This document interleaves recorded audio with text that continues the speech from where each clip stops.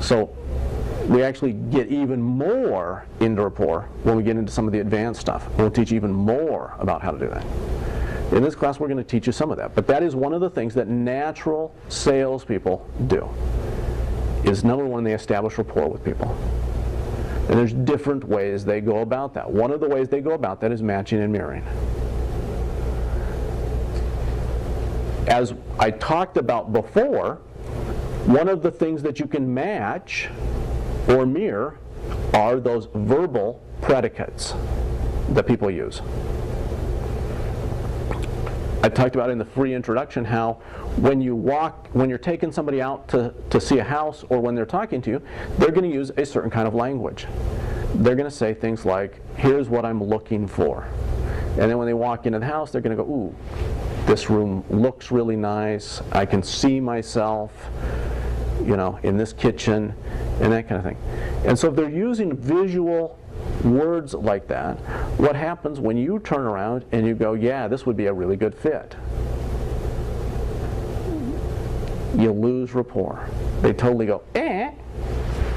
So one of the techniques that we're actually going to teach you in this class is how to match those verbal predicates, because that's a more subtle form of rapport.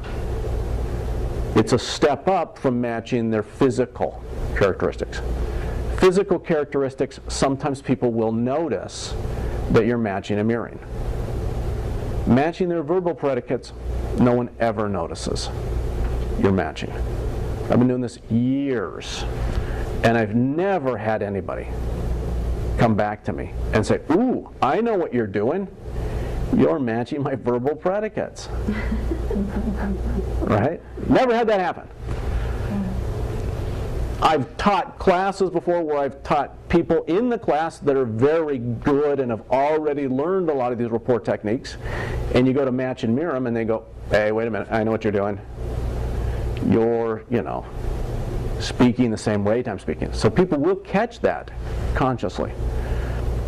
But in all the years I've taught advanced classes, I've never had anybody go, ooh, you're matching my verbal predicates. Just doesn't happen. And some of the other stuff that we do too, people never pick up on. In 20 years, I've never had anybody notice that I was doing it, even in the most advanced classes. So